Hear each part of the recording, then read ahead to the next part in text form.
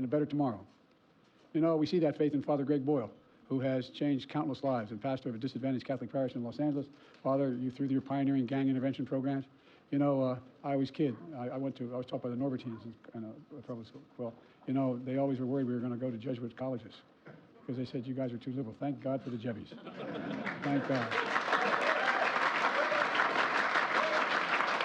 That was my staff hates me doing ad-libbing. Your service as a Jesuit priest over 4 decades reminds us of the power of redemption, rehabilitation, and our obligation to those who have been condemned or counted out. Thank you, Father Grave, for your amazing grace. Thank you. For some of you today, I know from personal experience that you wish you'd never had to be at an event like this one without a piece of your soul having been gone. Judy Shepard. It's been 25 years, Judy, since we last spoke of your beloved Matthew. Your husband, Dennis, is here today as well. The brutal murder of your son galvanized the movement into a law in his name to protect LGBTQ Americans. Your relentless advocacy is a reminder that we must give hate no safe harbor and that we can turn it into purpose and that pain you follow into significant purpose. You've done just that. Thank you.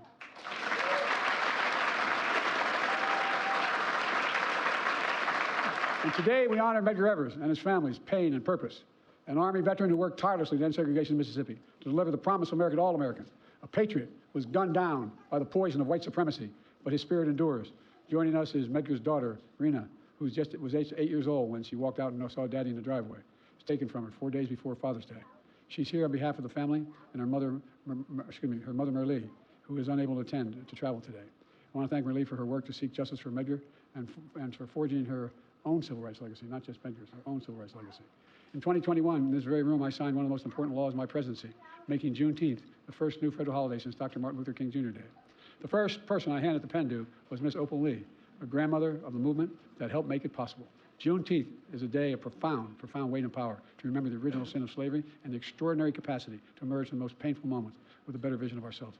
Miss Opal Lee made it her mission to make history, not erase it. We're a better nation because of you. Thank you. Born in Philadelphia, the cradle of our democracy, Dr. Clarence B. Jones wielded a pen as a sword and gave words to the movement that generated in freedom for millions of people.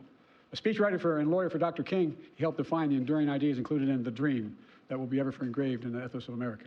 Letting freedom ring, Dr. Clarence B. Jones. Thank you, Dr. Jones.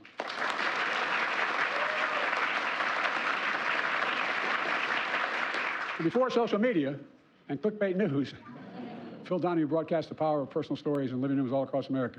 He helped change hearts and minds through honest and open dialogue. Over the course of a defining career in television, through thousands of daily conversations, Phil Donahue steered the nation's discourse and spoke to our better angels. I wish you were still speaking there, pal. It made a big difference.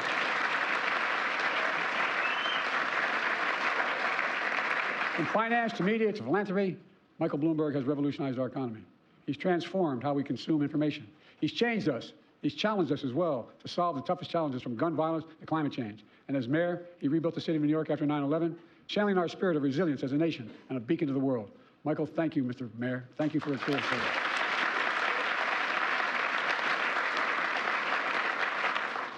I first met Katie Ledecky in 2012. I thought, my God, what an athlete. She won her first Olympic gold at age 15. And though through hard work and humility, she's won 10 Olympic medals. 10. 21 world championship titles. Became the greatest female swimmer of all time. She continues to compete this summer at the Paralympics at age 27, which some say is old for swimming. 27. Don't let age get in your way. I mean, you know what I mean? Katie, age is just a number, kid. And I can't wait to welcome you back to the White House with more medals from Team USA. I really need it. The finest women's swimmer in American history. Jim Thorpe, a one-of-a-kind champion. I grew up in Scranton, Pennsylvania, hearing from my grandpa. His name was Ambrose Finnegan. And, you know, he was an All-American at Santa Clara playing football back in 1905. And I grew up always hearing about Jim Thorpe. I'm serious. As the greatest athlete, not just the greatest ball player, the greatest athlete of all time. He talked about him all the time. In 1912, he became the first Native American athlete to win an Olympic gold medal. He set world records in the decathlon.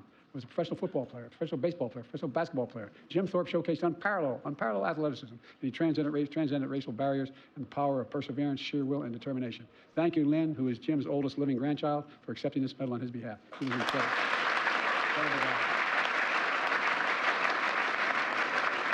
After hearing my grandpa, I used to go to sleep in Scranton thinking, God, I wish I could meet him. Incredible. Anyway, I'm going to get carried away here. For most of the American dream to be successful in whatever endeavor you choose here on earth, For Dr. Ellen Ochoa, this is a dream from the heavens, her dream from the heavens. The granddaughter of Mexican immigrants, Ellen is the first Hispanic woman to go to space, ushering a whole new age of space exploration and proving what it means for every generation to dream, to reach for the stars and to get there. And I tell you what, you're getting there, kid. Thank you so much. Thank you. Thank you.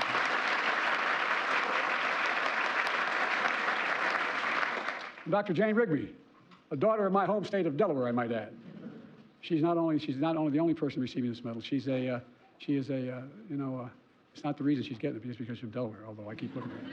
She's a groundbreaking astrophysicist in charge of the most powerful telescope ever launched into space. Did you ever see some of the images? They're breathtaking, light years, millions of light years away. She's also a longtime advocate of inclusivity in the sciences by piercing together and everything that she's done and by making sure that the grand story of the universe and unlocking the secrets of the galaxies. Dr. Rigby sparks a sense of wonder deep in our souls. You ought to see some of the photographs. I mean, some of those telescopes. It's mind-boggling to me.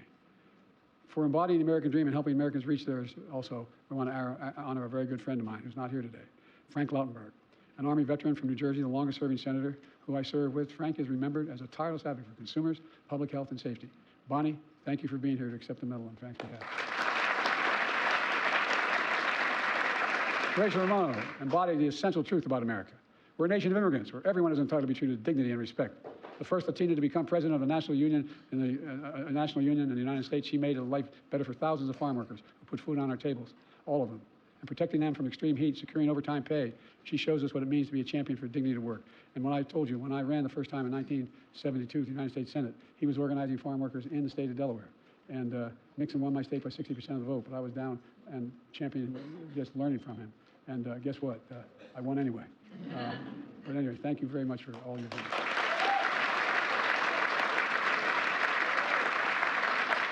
Over 4 decades, and on and off the screen, Michelle Yeoh, has shattered stereotypes and glass ceilings to enrich and enhance American culture.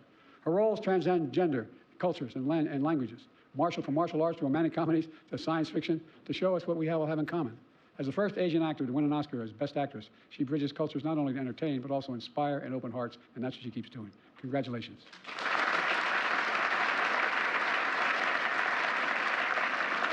Another inspiration, not just to me, but to Bob Dole, God love him, was Elizabeth Dole. You're a trailblazer, Elizabeth. The first woman in nearly every public service position you held over 4 decades. I served with her in the United States Senate, and she's a fierce advocate for military and families and their caregivers. She's a true partner, and her beloved Bob was a dear friend, who I missed dearly. He was a friend, as you know. I loved him. Thank you. Elizabeth, country owes you a debt of gratitude, a significant debt of gratitude. Throughout a defining career in public service, this guy, Al Gore, has demonstrated a love of country and showed the world how to lead. I worked with Al when he was a senator and when he was vice president. After winning the popular vote, he accepted the outcome of a disputed presidential election for the sake of unity and trust in our institutions. That, to me, was amazing what you did, Al. I won't go into that. But. And Al's continued to serve by leading a global movement to fight climate crisis, earning him the Nobel Prize in 2007.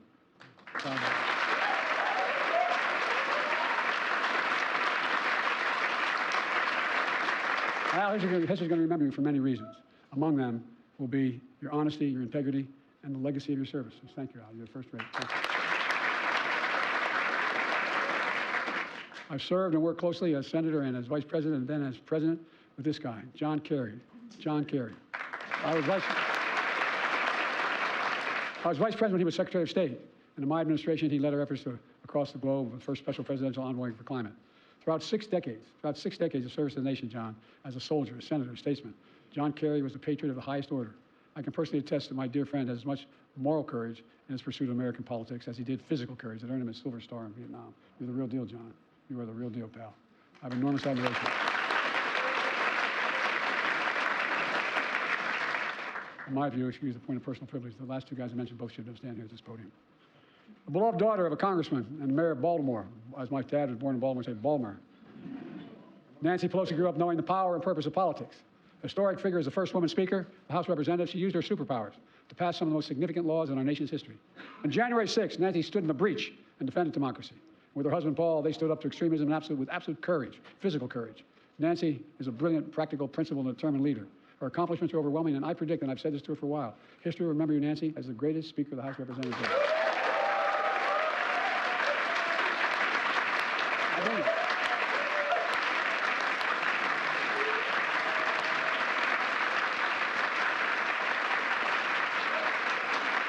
We've had some great speakers, Nancy, but I love you, kid. I really do love you. You're the best. You're the best. De Tocqueville said, if America ever ceases to be good, America will cease to be great. That's one of Jim Clyburn's favorite quotes. Always grounded in faith, family, and service, Jim has guided South Carolina and our country with a steady hand and honest heart for over the last half-century. And I can say this without fear of contradiction. I would not be standing here as president making these awards were it not for Jim. I mean that sincerely. And neither of us would be standing here without Emily Clyburn, a woman of enormous character who we all miss. We're a great nation, Jim, because we have good people like Jim and Emily Clyburn. And our honorees today, all of them. My fellow Americans, Jim is the best. Thank you, Jim.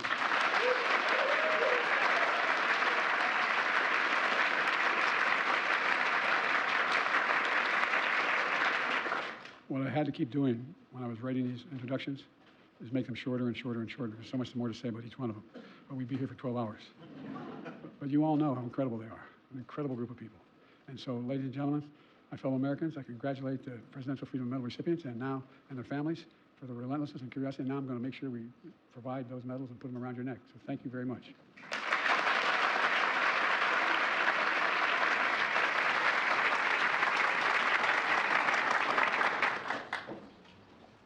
Michael R. Bloomberg.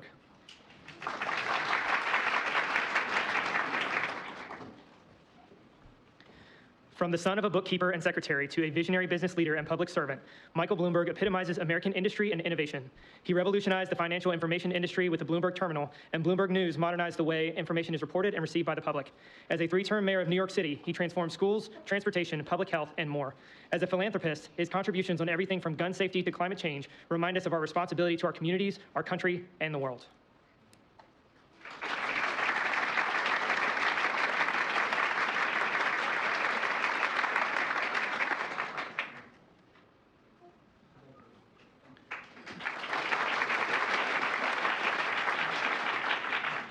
Gregory J. Boyle.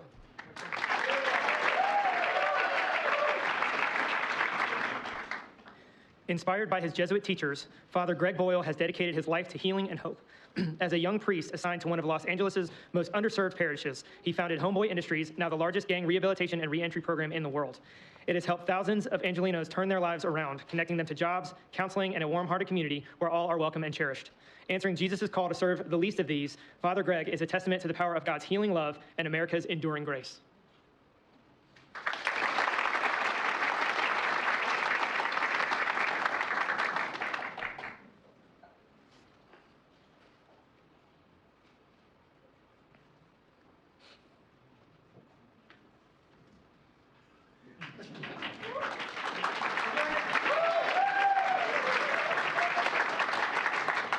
James E. Clyburn.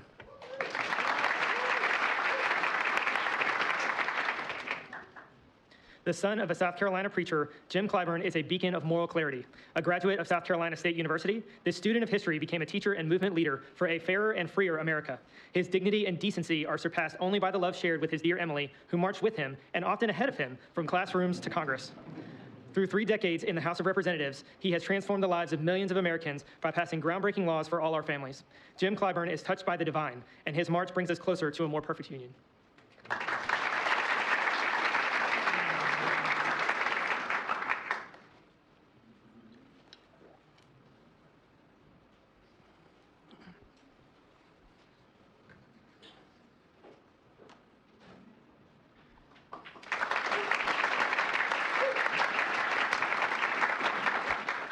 Elizabeth Dole.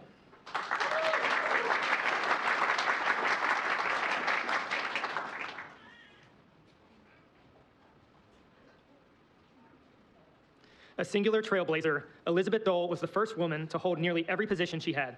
Over the course of 4 decades in public service, she served as the Secretary of Transportation, Secretary of Labor, President of the American Red Cross, and Senator from North Carolina. She established a preeminent foundation dedicated to supporting America's military caregivers. Known for breaking barriers and building bridges, Elizabeth Dole has paved a path for generations of Americans to serve with honor and dignity.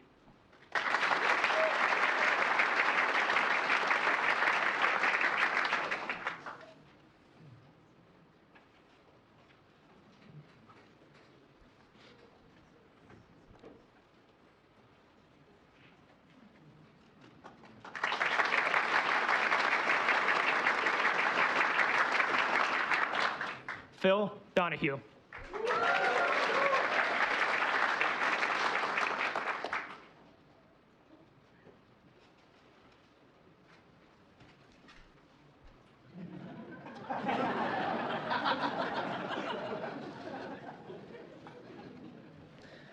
From Irish Catholic roots in Cleveland, Phil Donahue rose to transform television and reshape the national conversation.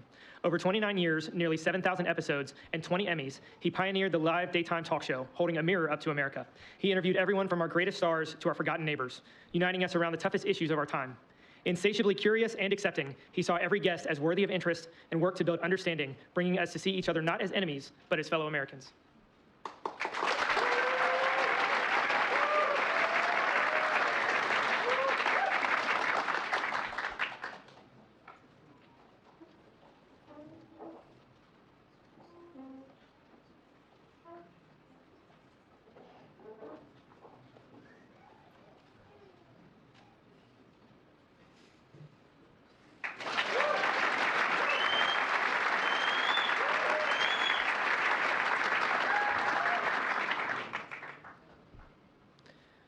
Rena Evers, accepting on behalf of Medgar Wiley Evers.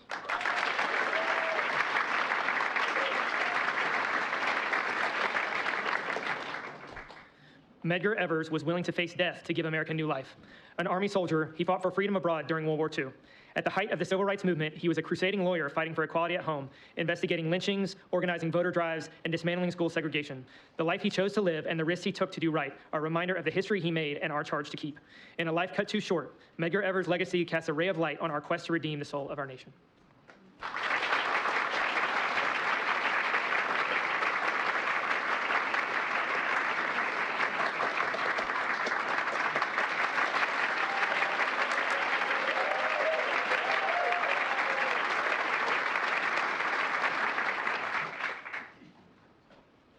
Al Gore.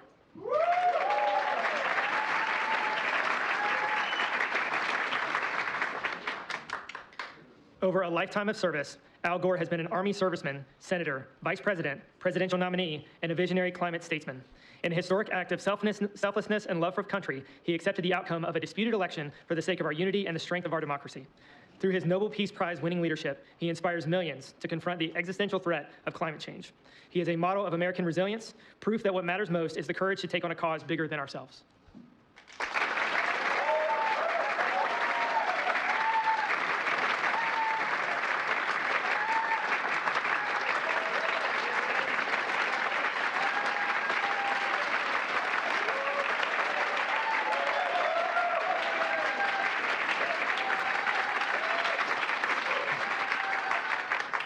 Clarence B. Jones.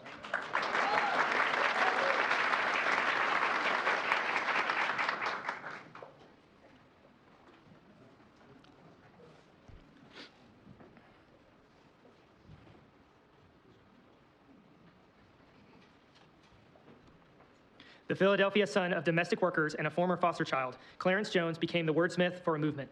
A doer of the word, he was an Army soldier on the front lines in the battlefield and a civil rights lawyer on the front lines in the courtroom. Wise and unflinching, Clarence Jones's lyrical prose and prophetic life shows us all the enduring power of the idea of America. An advisor and speechwriter to Dr. Martin Luther King Jr., he helped write a new American Declaration to ensure we hold these truths to be self-evident, is forever linked with, I have a dream.